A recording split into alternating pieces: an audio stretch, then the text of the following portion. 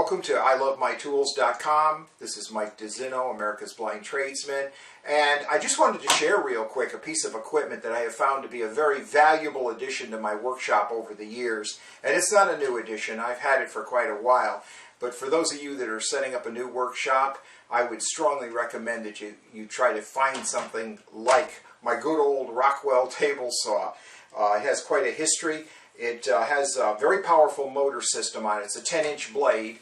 It also has a 3-belt system. There are 3 matched pulley drive belts that drive it from the motor to the arbor.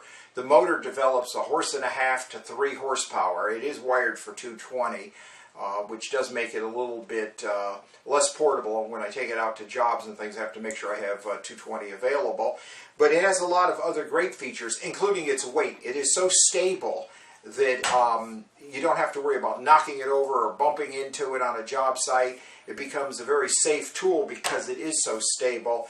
And I've got to say, I didn't start out with this saw in my career. I bought a number of those high-end, supposedly high-end sheet metal extension table saws that were made by the other major manufacturers. And I paid more money for them than I did for this, actually. Until one day I was at a lumber yard that I traded at, and the old-timer who ran the mill was retiring, and he asked me if I knew anybody that wanted to buy a table saw, and he took me out to the mill shed and showed me the mate to this machine. He owned 2 of them. He owned this one and he owned the one he used at the mill. When he saw how interested I was, he said, "Look, don't buy this one. Come on to my house this evening," he said, "and let me show you the one I personally used." That was over 30 years ago, and at that point he had owned them for about 30 or 35 years. I believe it was 35 or even maybe 40 years, he had told me. He bought them in the early 1940s, I guess he said, and it was just a find.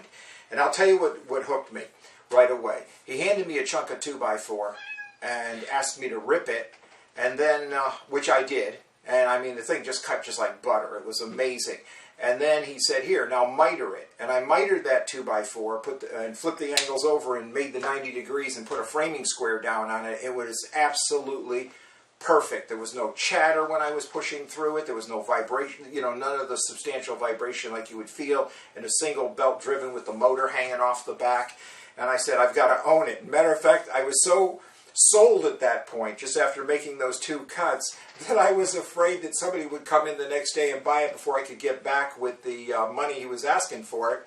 So I asked my friend who gave me the ride there to please empty his pockets. I emptied my pockets, and then we wrote him a check for the difference. And I've owned it ever since. And it's become a very valuable piece of machinery. And even though it's very heavy, very substantial, I do own some of the other more portable table saws, and I will take them out to jobs when there's just going to be a little bit of cutting. But if the job involves any accuracy or any substantial amount of cutting, I will make the effort and do what it takes to bring this machine out of the shop, out onto the job. Like I say, it's been a good machine. I still have the original crosscut guide on it. The only thing I have with that is, of course, I have my sacrifice board on it, which helps me being blind, because if I want to just trim a 1/4 inch off something, I can make it just stick beyond the end of the wood there and just push it past. And of course, my framing square is always handy, so I'm always checking for square on the blade and plumb on the blade and square to the miter guide. So I think what I'll do right now is show off a little bit with my saw and just show you that it still really does work as well as I say it does.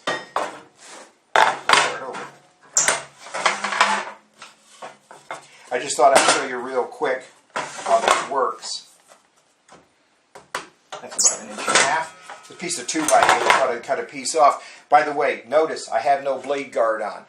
I don't believe this machine ever came with a blade guard. That was not typical safety equipment in the day, because I don't see any evidence on the back of the machine that anything have ever connected back there.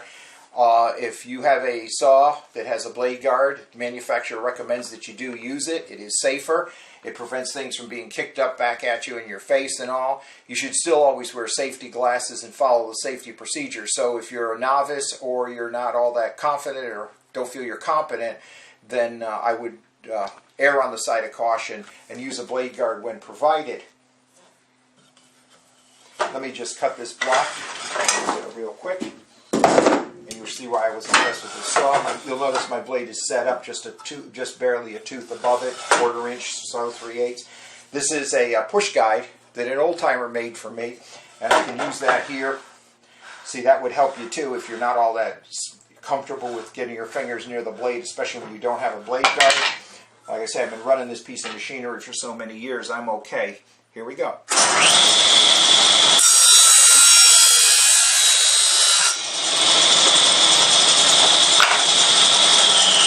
There you go. And even after all these years, that cut is absolutely perfectly smooth. There's no blade shatter on it or anything. You can just see how clean that cut is and how smooth that cut is. And how square it is. The block stands square and true. Like I say, but again, if you're not comfortable, work with your blade guard. They provide it for a reason. It has cut down on a lot of injuries over the years.